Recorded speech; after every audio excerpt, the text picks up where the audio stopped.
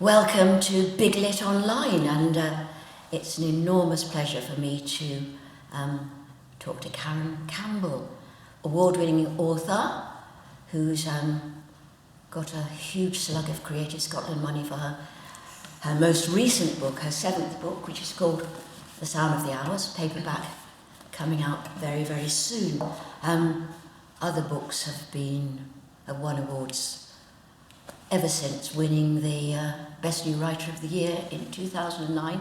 She's gone from strength to strength, but this is the book we're going to be talking about today.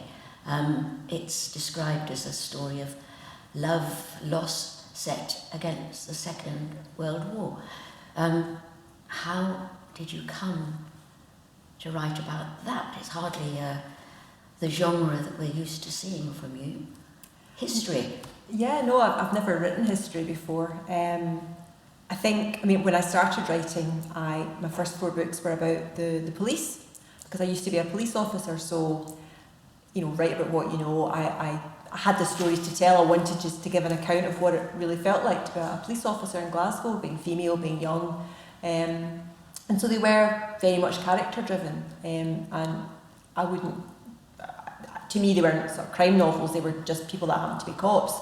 So I've always been interested in what makes people tick, and also people's perceptions. What you see on the surface is never what's inside. We all contain multitudes within ourselves, and we're different people at different times in our work, to our husbands, friends. So I think writing for me, there's that joy of just kind of getting in behind the eyes of another person and trying to see what makes them tick. So every book I've written has been kind of driven by that, and this novel wasn't any different.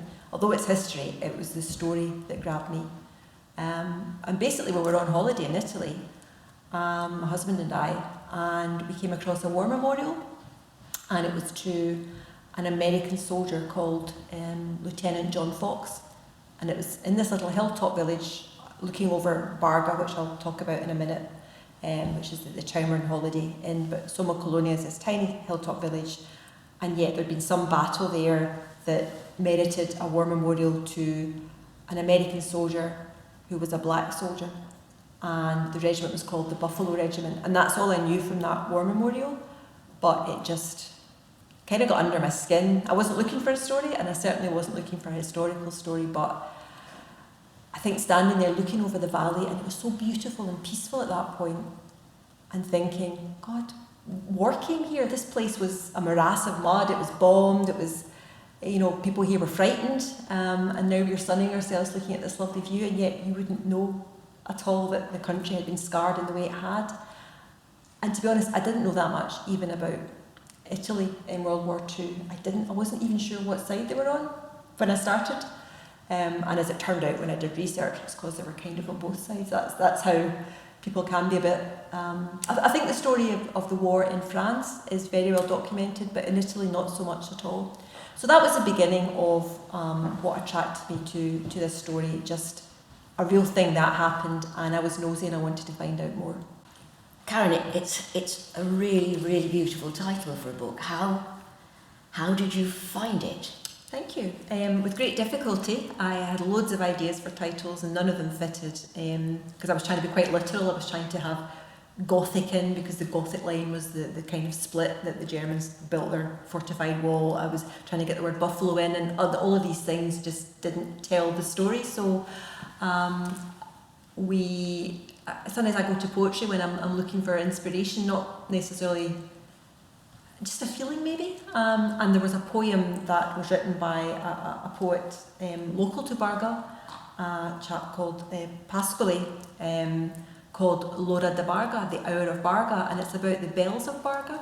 And when I was reading it, there was lines in it that just chimed with this stories about family and love, and about places that you belong in, and also about Barga itself. So one of the lines is the sound of the hours in that poem, and so it was perfect. And I managed to get permission from the Pascoli Foundation to get a wee quote from the poem at the start of the book. It's front, isn't it? Yeah, so I shall read it in Italian first of all. Lovely. And then in English. e suona ancora l'ora e mi squilla 2 volte an gredo, quasi di crocio, e poi tornata blanda e tranquilla. Mi persuade nel mio cantuccio. È tardi, è l'ora, sì. Ritorniamo, dove sono quelli che ed amo.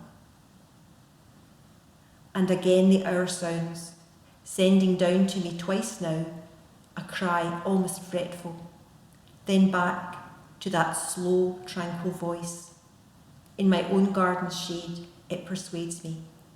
It's late, it's time. Yes, let's return there, to where I am loved, where I love. Lovely. Thank you. Because Scotland is described as the most Scottish, Barga is described as the most Scottish town in Italy, isn't it? Yeah. You describe somewhere how buying an ice cream, you hear somebody replying to you in Scots. Glaswegian. Unexpectedly. Yeah, I mean, that was another... I think when you start building a story, there'll be an initial hook or a wee bit of grit or something that just gets you, and then it's almost like serendipity. Other things come in and you think, well, of course, this is brilliant. It all fits together, and this is why I'm interested in this. And the joy of Barga is it's not just like any town in Italy. As you go into it, there's a sign that proclaims, "Welcome to the most Scottish town in Italy." They're proud to say that. And basically, when you walk through Barga, you'll see names on doors, and it's names that anyone from the west coast of Scotland certainly would recognise. Names like Nardini, Pelosi, Nutini's family are from there. His family still run the bakery, Nutini's bakery. So there's a huge diaspora of Italian people that came over, probably from the 1800s onwards, because poverty really. So probably individual young men at the start, and a lot of them ended up in places like Greenock, where the ship came in, and maybe were planning to go further afield, but ended up just staying. So Greenock, Largs, Glasgow, Paisley, and over the years, crisscrossing back and forth, marrying into Scottish families and Scots marrying into Barga families, and there's a really strong Scots-Italian link, to the point that they have a fish and chip festival there. And they also have Scottish Week, which I've had the pleasure of reading at before, which is a week-long event that has things like bagpipe and polenta night, Gaelic choir singing in the Duomo. It's just amazing. And yeah, you're absolutely right. The thing that struck me most about how this was a different place was first time you try and halting Italian to ask for something, and my husband was asking for un gelato per favore, and the lady behind the counter broke off from talking rapid Italian and went, "You want a cup of cone, son?" And immediately you're like, "Where are you from?" And she was from Barga, but her dad was from Paisley, and pretty much everyone in Barga, if they speak English, maybe not everyone, but a fair chunk of them will speak it with a Glaswegian lilt.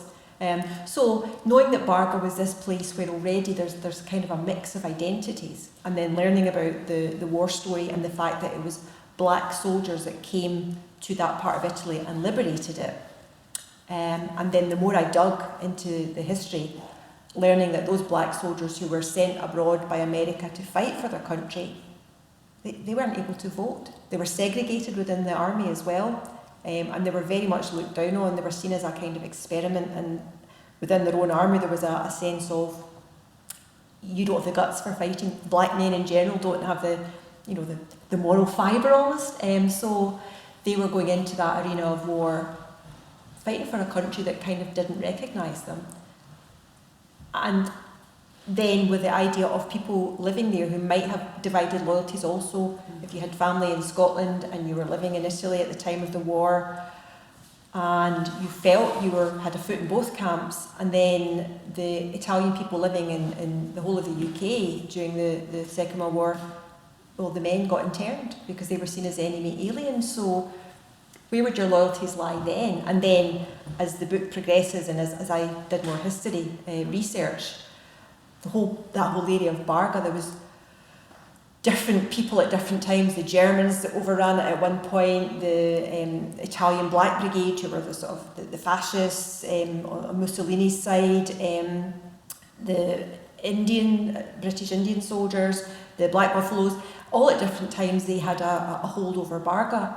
And how do the people living there decide what side they're on? Are they just trying to get their head above water, or you know, it's easy to have principles when you're not trying to feed your family. So all of this just made it a story that I had to tell. Well, that's one of the most interesting things, isn't it? The divided loyalty. Vita is your heroine, if you like, and Frank is the Buffalo soldier. That's right. And Vita's mum and dad are from different sides. Her mum is a supporter of Mussolini, and her dad, who's half Scots, supports the king. Is that right? Well, not so much the king, just more. I mean, he was a socialist. He's the thing that interested me about fascism. The more I looked into it, was that it developed almost like a religion, a sort of article of faith, because Italy felt always a bit browbeaten. Mussolini, you know, put them on their feet, got the trains running on time, as everyone knows, but engendered that sense of Italian statehood, and you know, which involved things like invading Ethiopia to extend their empire. But there was a sense of self-worth and self-belief in Italy that came from fascism, and also fascism began to put its tendrils out into traditional places like where the church had been before. So, for example, at the start of Mussolini's rise to power, you would have a lot of Catholic youth organisations, and then the fascist youth organisations would grow up alongside, and then it was considered that you really should be sending your children to the fascist youth organisations, not the Catholic church ones, and then they just closed the church ones. So the only thing, whereas we'd have the brownies or the guys or whatever, the only thing that you could send your children to were the fascist youth groups, and then it was a case of, why are you not sending your children there? So it became obligatory pretty much. So with Vita's mum, she grew up in that world, so that was the norm, and it was good, and everybody, the train ran on time, everybody was happy, and she saw a value system in that. And you know, I spoke to some people when I was doing research that had fought on the fascist side of the war, and one chap was very proud of having done that. So it was a good lesson for me as a writer quite early on to think, I'm going to come at this with my perceptions of they were the goodies, they were the baddies. But I think what I discovered quite quickly was there are no goodies and baddies, all the lines are blurred. And with Vita's mum and dad, because he's not lived in Italy, he's grown up in an Italian family, but in Scotland, that fascism, that sense of it being part of your everyday life wasn't part of his. So he's got a more cynical, distant view, and you know, kind of takes the mickey out of everything. But they still, because he doesn't, you know, subscribe to fascism, doesn't go to the fascist approved sort of bar, they called it a patio, I think, but it ended up that was the only place men could go for a drink. He doesn't go there, he loses his job. So, and the family kind of go along holding those different views, as most families do, let's be honest. Brexit. Exactly, Brexit, Scottish independence, whatever. Yeah. And that's fine until some sort of crunch point happens. And in this case in the book, it's the war. The war comes to Barga, and those little cracks in her mum and dad's relationship become big fissures. And Vita is a teenage girl, and she falls in love with a black man with divided loyalties in her family. So yeah, exactly. And but I think war also makes her grow up. Yeah. There's always a point where you stop being spoon-fed what your parents believe and start to think for yourself. And because her parents both think differently, that's maybe good in a way because it gives her two perspectives. But then war comes and everyone just has to grow up like that, and she kind of puts away her fanciful side maybe and has to struggle to survive, but also make her own choices for the first time. And huge prejudice against Frank. Yeah. As a Buffalo soldier as well. There's a lovely piece in the book. I wonder if you could read that. It's about one that I particularly remember, where he's trying to get served on a train. Okay, I'll do that, and then I'll maybe read a wee bit about Vita as well, just to give a sense of that'd be lovely. What's happening in Italy. So yeah, I mean, I did a lot of research for Frank's part. the Buffalo Soldier, as you say, and I didn't want to take any real person's life and write about that, but I read an awful lot of biographies that Buffalo Soldiers had written. There's a whole bunch out there that I didn't know before I started, which were brilliant, just to read and kind of absorb and get a sense of the sorts of things these guys went through. And so this wee bit I'm going to read just now is actually based on a real incident that happened in one of the biographies that I read. And so very, very similar to what might be happening today. That's what's so well alarming about it. And yeah. I'll ask you about that in a minute, maybe. Okay. So all you need to know here is that Frank is making his way across America to go to the training school, basically. He's just joined the US Army. And Frank has been at college in California, which is reasonably liberal, and it's a mixed college, so there's black and white, male and female there. So he's obviously aware of prejudice within America, but he's not really directly experienced it because he's grown up in quite a liberal enclave. And so this long train journey that's taken him across America to the deep south where the training camp is, that becomes his first, not war, but beginning of conflict, perhaps. Yeah. And he's with a guy that he's met who's also joined at the same time as him, Louise, and they're sitting in the dining car of the train. The waitress lowered her voice. "I'm real sorry, but I can't serve you. Not here." "Not here? Why?" "Well," she chewed in her lip, "I can serve you, son." Then she turned to Frank. "But not you." "I'm a soldier too. I just don't have my uniform yet." "It's not that." Her glance slid sideways to an elderly couple who were straight-backed, slurping their soup. Frank felt a sudden wash of shame. He could feel the sweat prickle on him, sharp little stabs on every portion of his skin and inside his head, where they became sharp little hammers beating on his eyeballs. He stood up to go, but Louise grabbed his wrist. "Hold up, buddy," he raised his voice. "You want to tell me why you won't serve a soldier of the US Army, ma'am?" Frank shook his head. He was staged there like a marionette for all the world to see. "Please, man, don't." Further up the car, the other soldiers were taking notice. He could see the nudging, the whispers, one big meaty grin. They were legion, around 20 white faces in the car, all staring up at him. The boy who thought he didn't wish to be invisible. "It's fine, ma'am," he said. "Can I have soup and steak in the Pullman car?" "You go on, I'll bring it right along." He felt his way back through the dining car, past the old couple who were just like rigid bars, past a family not eating, through the passenger car where he heard crystal laughter, down the corridor of the sleeping car, groping round the door, sliding it shut, keeping his spine hugged there, tight up against the peeling wood. The flesh on his knuckles were taut, shiny black knuckles. Frank wasn't naive. He might be cushioned in laid-back California, where, as long as you didn't cross the line, there was a veneer of egalitarianism. School was mixed, and technically you could dance with white girls. The US Army was segregated. He'd accepted that. But to be forbidden to eat in public? That the fact of his teeth on show, that his jaw working, would offend the sensibilities of good folks round him? How unclean did they want him to feel? Not just him, but his mama. Folk like his mama. Would they look at that sweet, godly woman who polished and scrubbed all day and see only dirt? There was a knocking on his door. Frank stood himself straight, slid it open.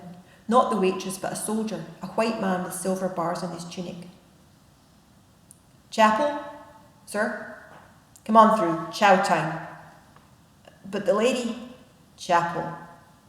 The man stared at his clipboard. "You might think you're some fancy-ass college boy who deserves room service, but not in my train. Now shift your butt down to that dining car."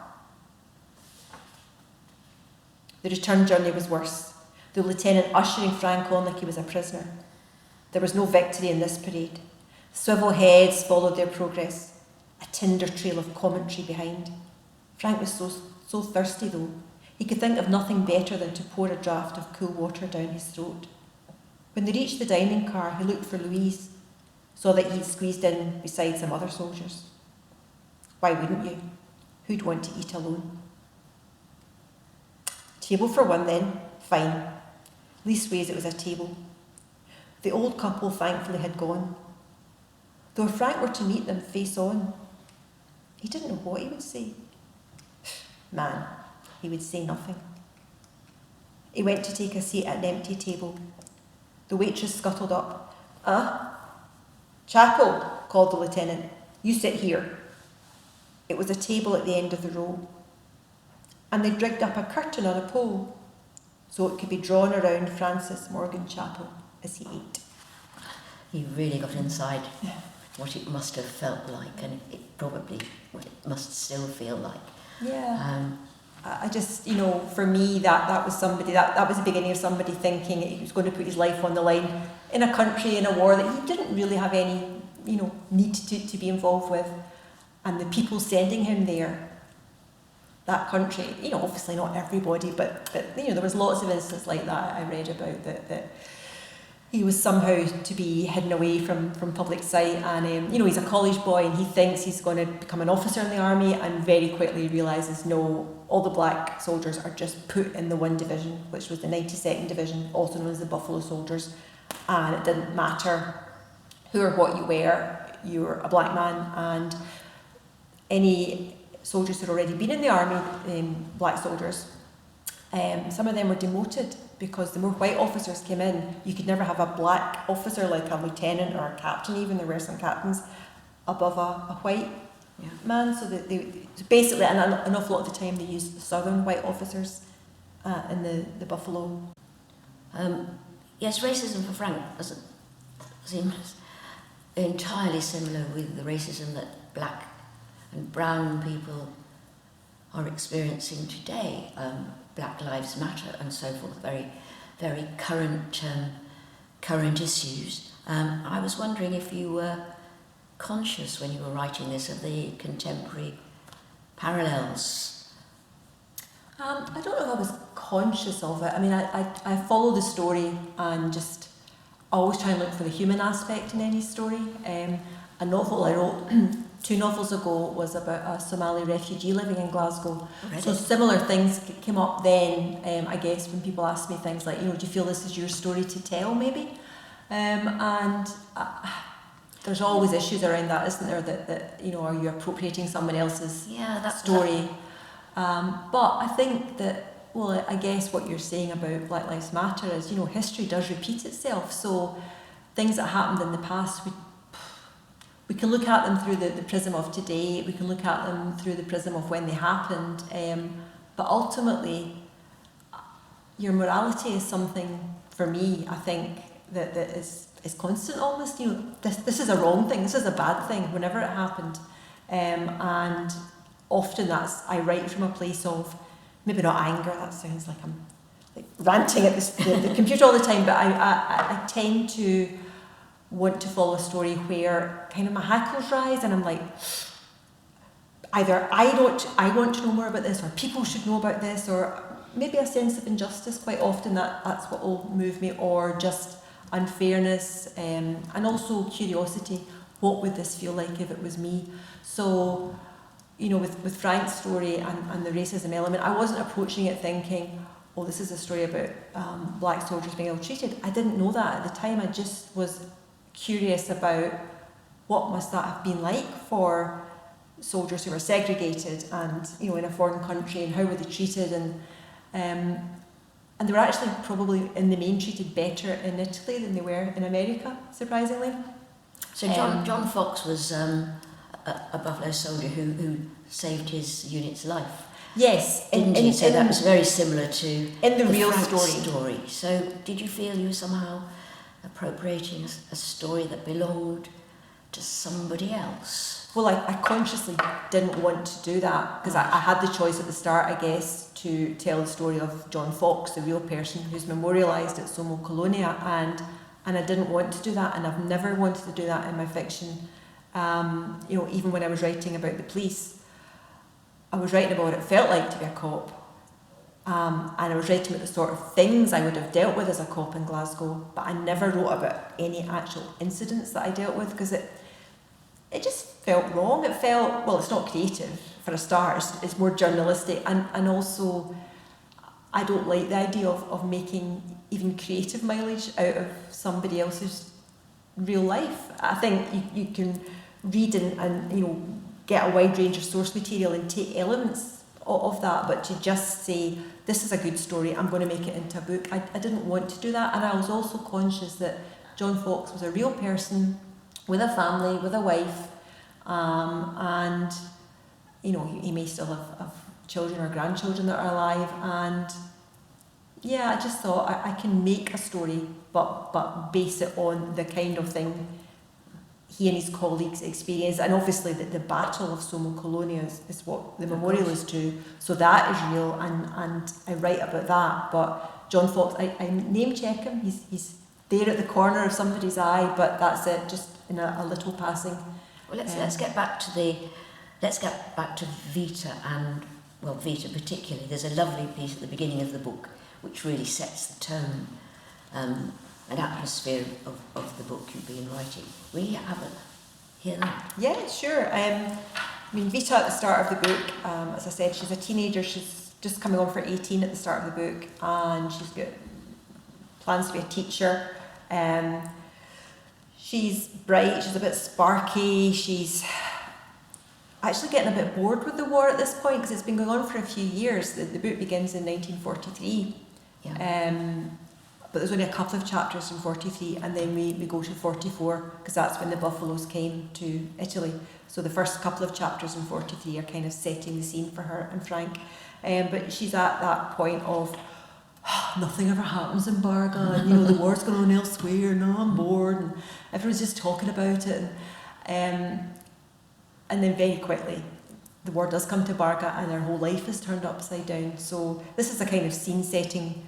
At the start, she's taking a breather from, there's a festa going on, and she's just been dancing and having a bit of fun. But even then there is a difference because most of the village boys aren't there because they're already away fighting somewhere, so the girls are dancing with each other, so it's not quite the same.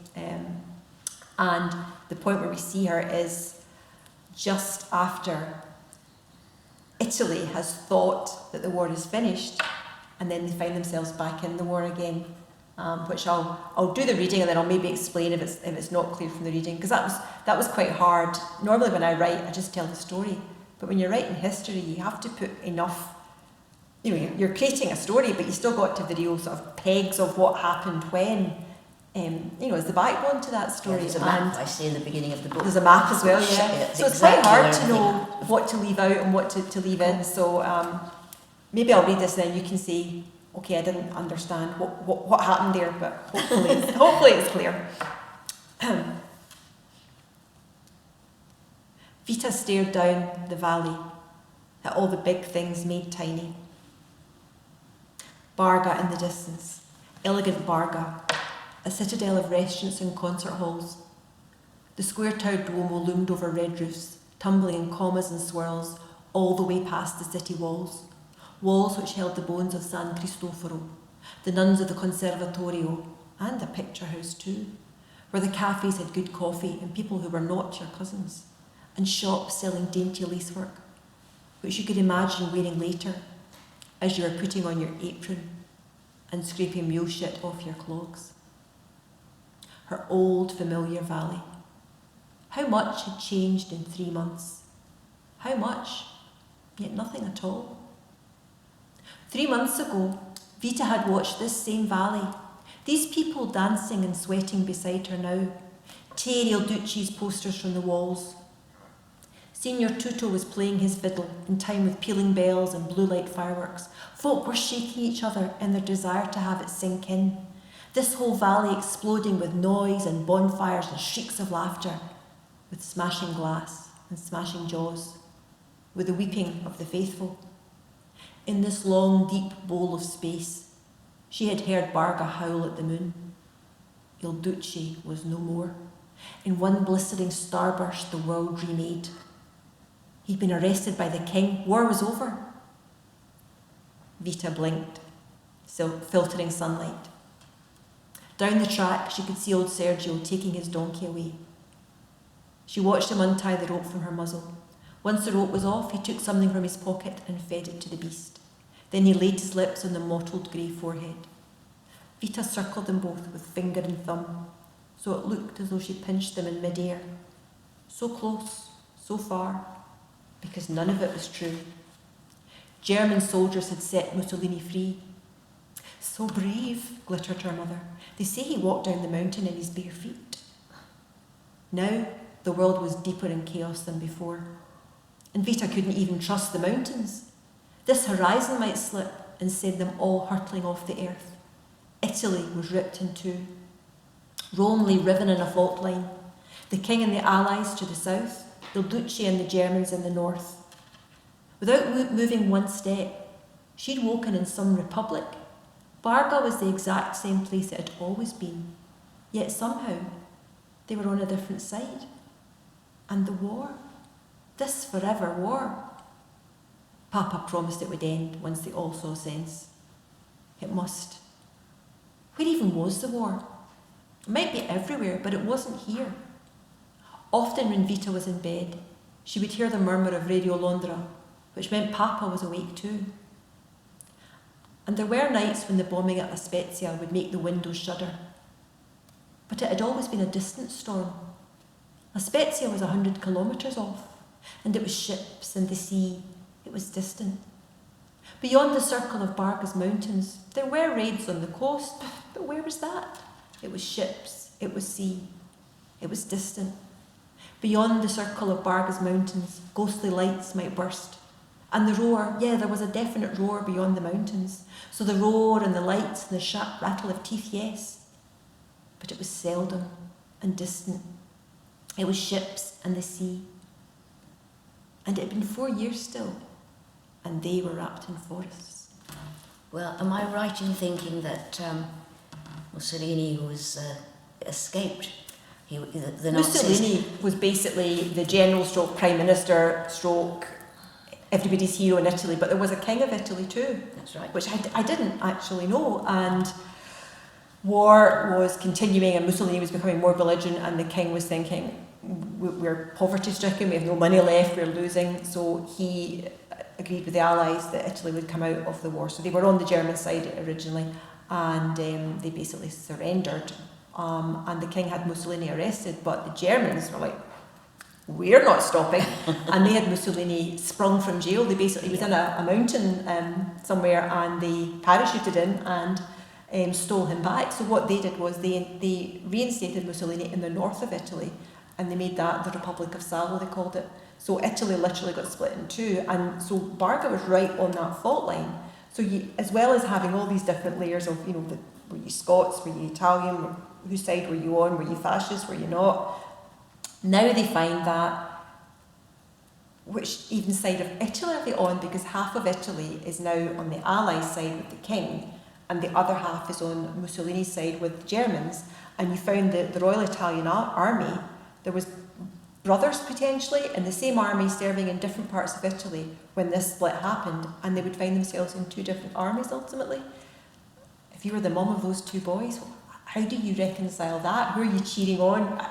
And ultimately, most people just wanted the war to be finished anyway. So, it was hard for me to get a handle on all of it. And then it was really hard to find a way into the story, to think, there's so much going on here.